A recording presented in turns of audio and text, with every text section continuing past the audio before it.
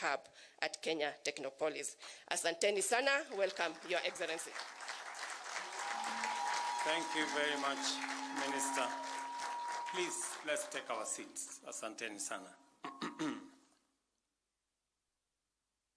Your Excellency, my good brother, former Vice President of Nigeria,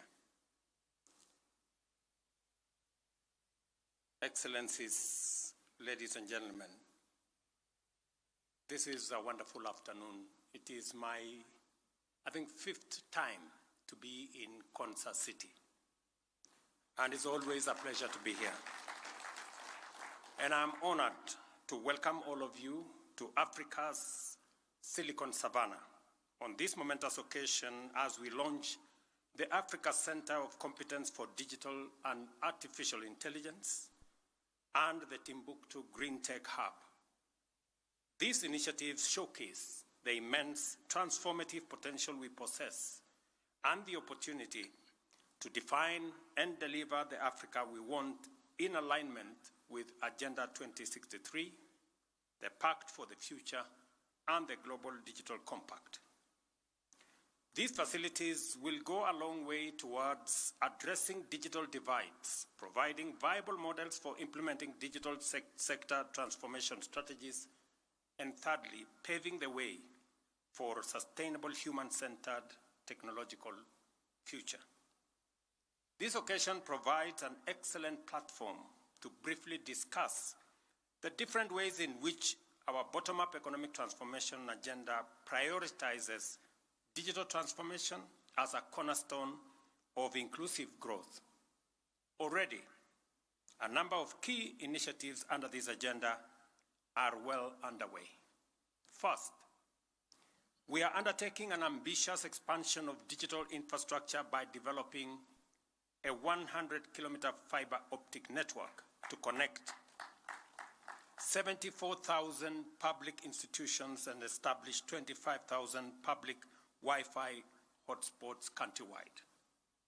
I listened very carefully to the governor of this great county, and he mentioned about that fiber optic. I want to say here that we have now decided to partner with Kenya Power so that we can use the extensive infrastructure of Kenya Power to deliver fiber optic. It will make it much more easy for us to deliver fiber optic to public institutions that are already connected to electricity, and eventually deliver fiber optic to homes. And that is why I say our focus, we have approximately 74,000 public institutions. Our focus is to deliver fiber optic to all these institutions, and we have rolled out phase 1 with Kenya Power.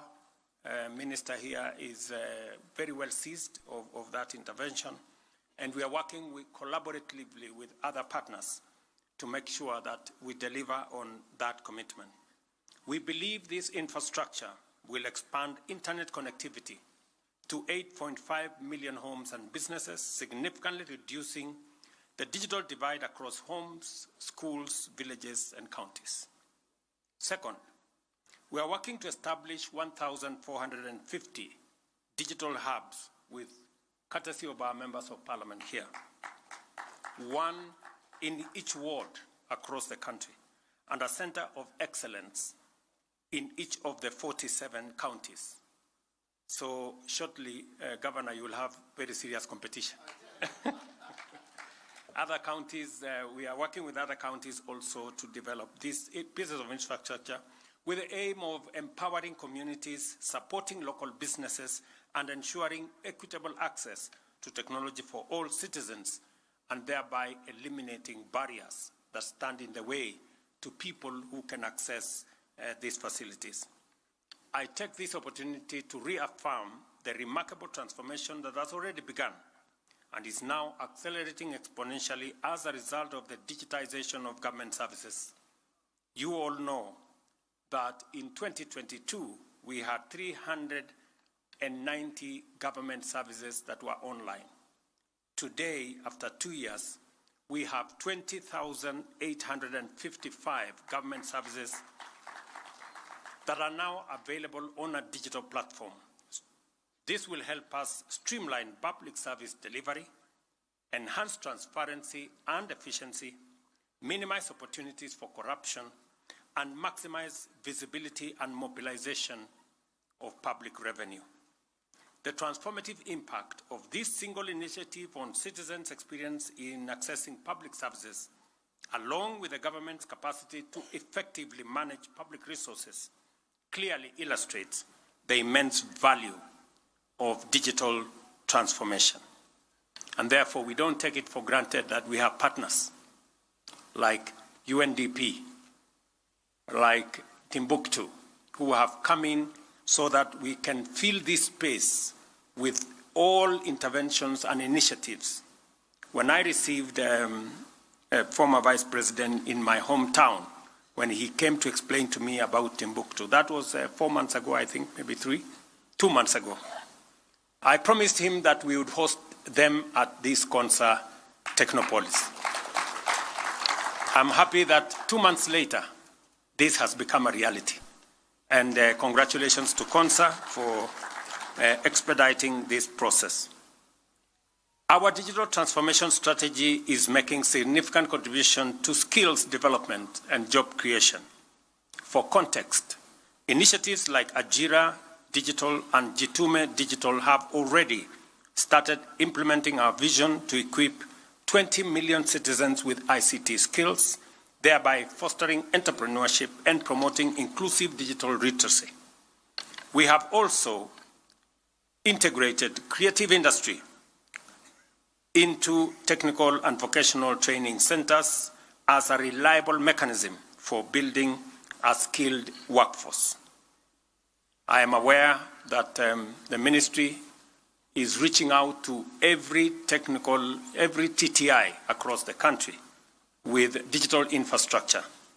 We are yet to get to where we all want, but that process is ongoing.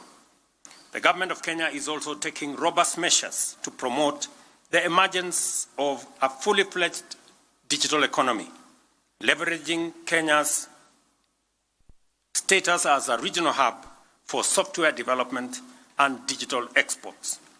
Key measures adopted in this respect include the establishment of institutional and incentive frameworks to promote investment, foster collaboration, and facilitate the transfer of digital technologies, with a particular focus on artificial intelligence and blockchain. In doing so, we are empowering local digital innovators and techpreneurs to drive economic diversification and also resilience.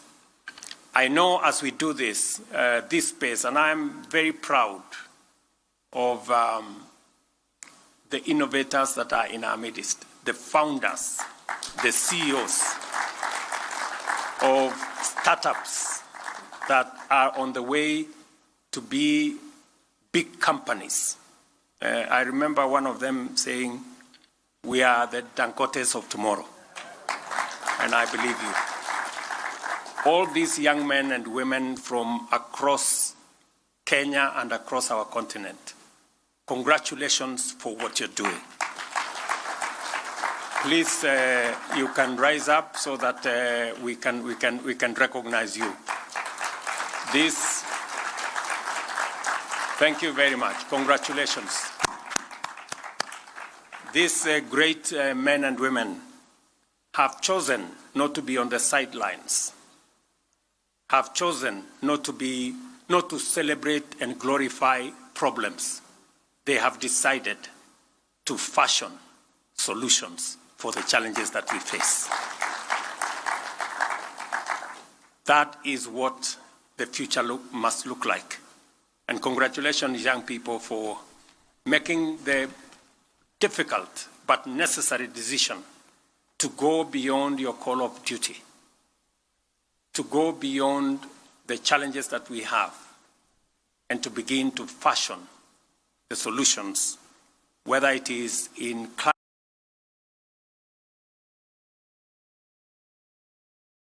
us very proud. Another initiative I would like to mention is our investment in supporting local content creation.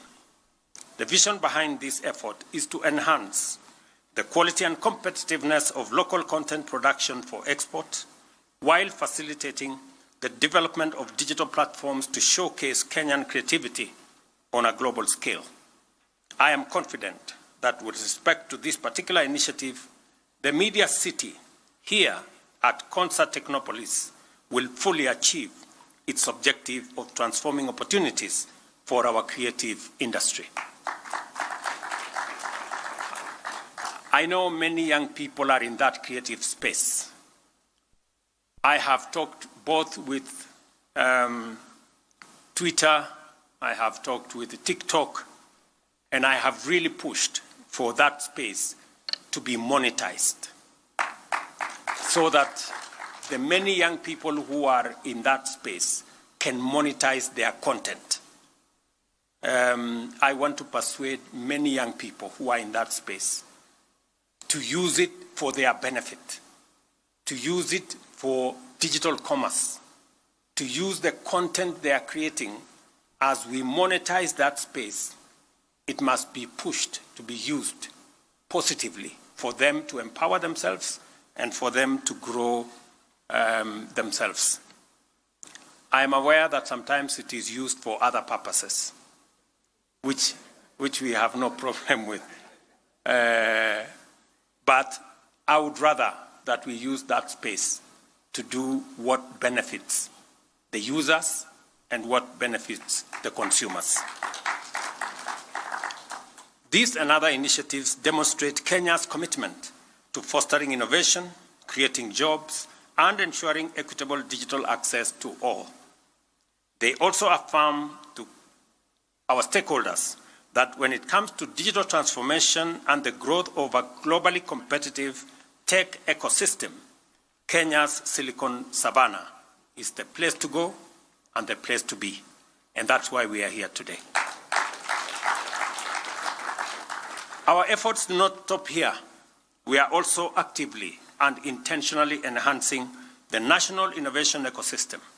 Recently, at the 2024 Kenya Innovation Week here in Nairobi, we inspired young innovators to develop solutions and applications with the potential to drive socioeconomic development. Currently, Kenya is ranked 8th regionally in the Global Innovation Index, but I am confident that the work we are doing will radically elevate our global standing. And I dare you, watch this space. A few weeks ago, I launched the Silicon Savannah Innovation Park at the University of Nairobi, which you will agree is a significant step in this direction.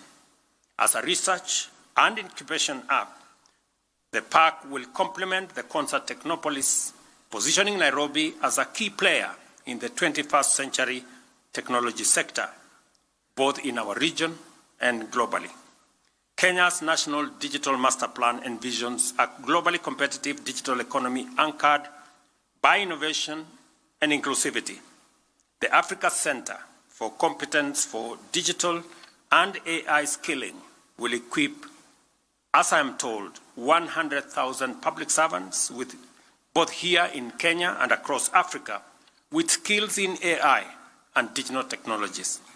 This initiative will enhance governance by entrenching smarter, more efficient, and citizen-centric public service delivery.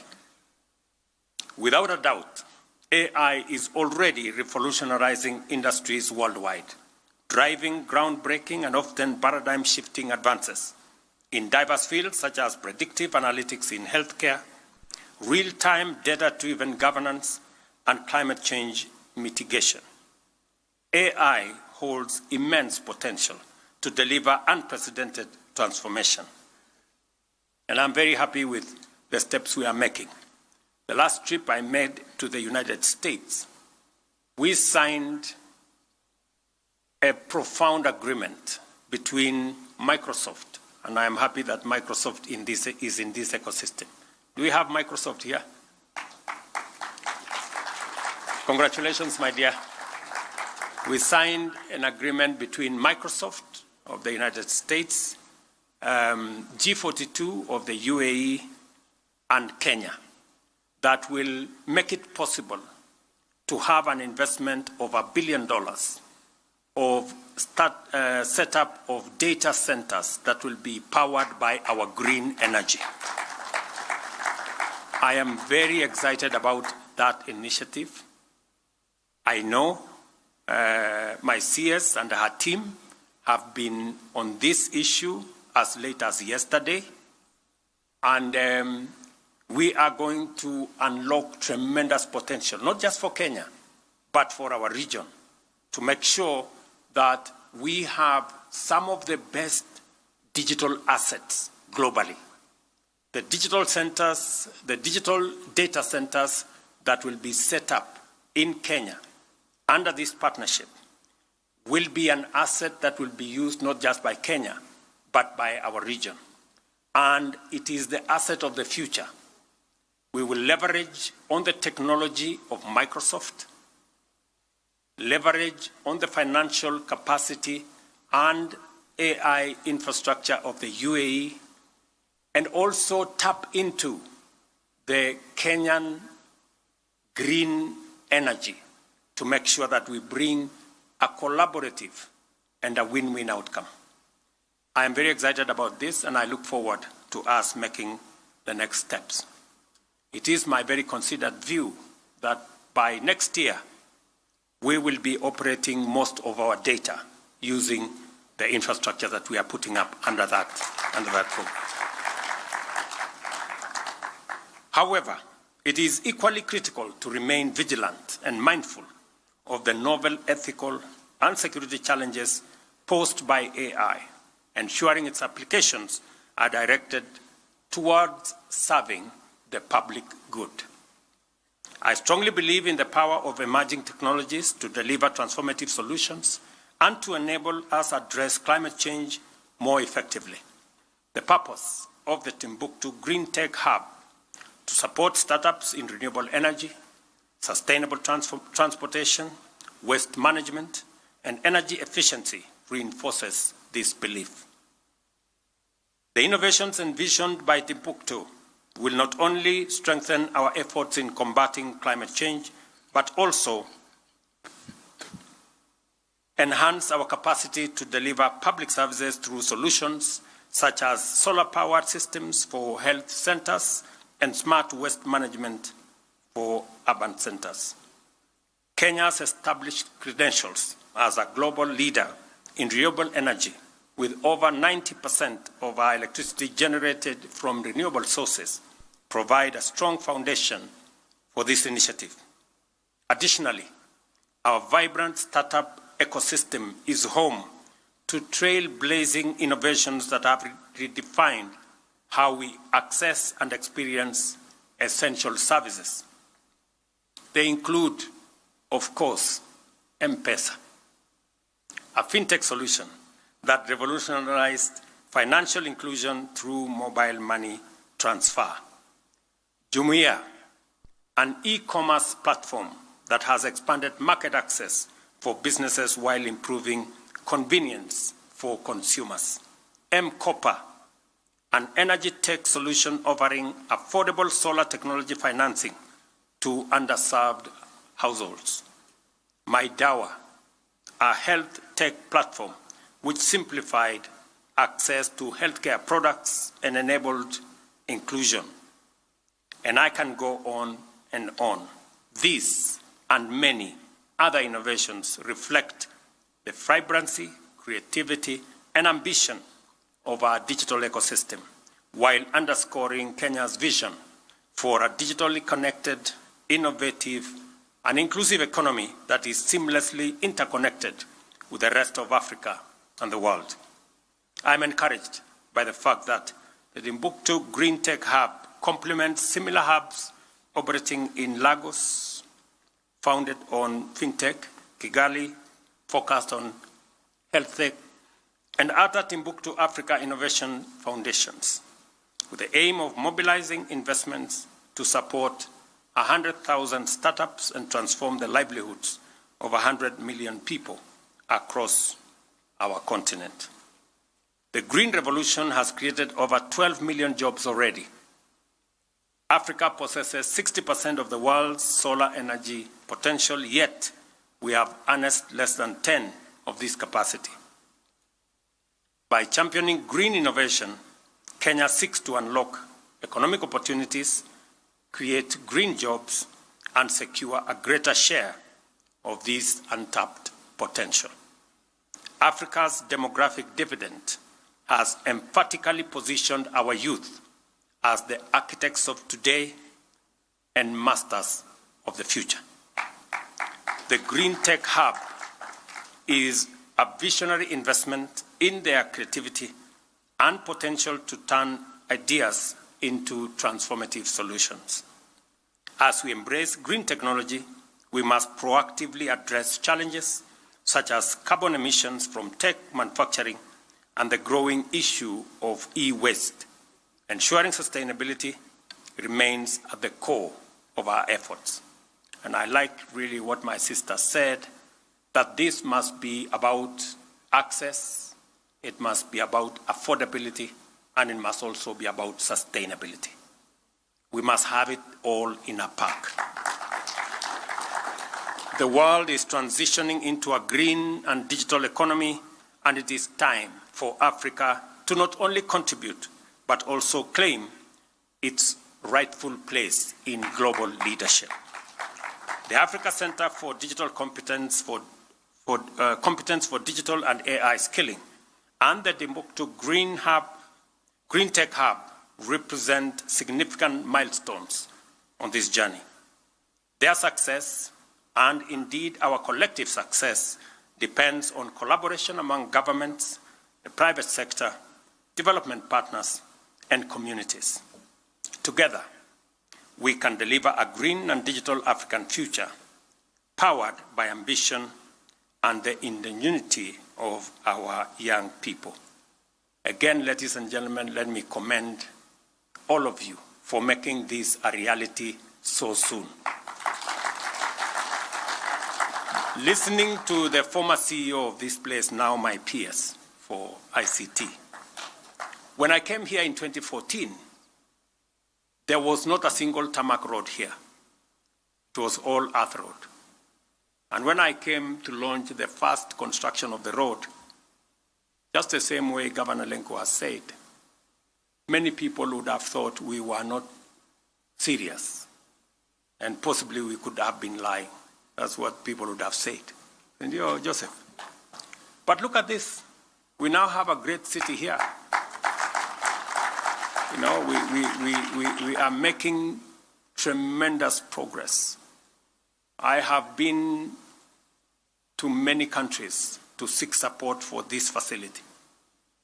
There was a time when I said we are going to invest 80 billion shillings to do the horizontal infrastructure and all the other things that are necessary for this facility. People thought we were not serious. I have been to Korea maybe 3-4 times on account of this facility. And the last time I was in Korea, we finally agreed that we will work with them to dual the road from Machakos Turnoff, all the way to Emali. So that road is going to be dualed for the doubting Thomases. Just so that you know, we are going to do that road. You know, Thomas has been very busy in Kenya. You know, the spirit of Thomas, the doubting, the spirit of doubting Thomas, he's been working overtime in our country. So we are going to do that road. And equally, I know the Member of Parliament here has also said something about water. It is important that we deliver water to this facility. And that is why I have asked my sister there, who is now the chair of Tanati, this lady, and the ministry concerned, that whether it is going to be Thwake, and we, again, let me report here that on Thwake, we will be approving an additional facility by Cabinet in the next couple of weeks so that we can have another 9 billion shillings to be able to complete Tuake as a dam. I have already talked to my friend Adesina at the Africa Development Bank to assist us with the facilitation of that amount so that we can conclude this, one of the largest water projects in the Republic of Kenya, here in Tuake. Additionally, when I was in Korea, we also agreed that if that delays, we are going to use the facility we get from Korea that has also assisted us put up the university here, the science university here, to deliver water from the Nolturesh. So we have both running side by side. Whichever will get us here water first will be it. So we are working in parallel just to make sure that there is water, not just for this facility, as was said by the governor, but for also the community living around here, so that this facility can have friends and can have good neighbors. So we will work with everybody to make sure that this is done. It is necessary that we work collaboratively together as we focus on how we can empower our citizens and grow our economy, create jobs, and drive progress into the future, working not just as Kenya, but with our friends and partners from this continent and from beyond. Again, on behalf of the government and people of Kenya, for those of you who've come from without our country, you're most welcome to Kenya. Kenya is ready for business, and we are going to work with you. I agree that maybe the CS for ICT should move to Konza, because it's a beautiful compound, isn't it?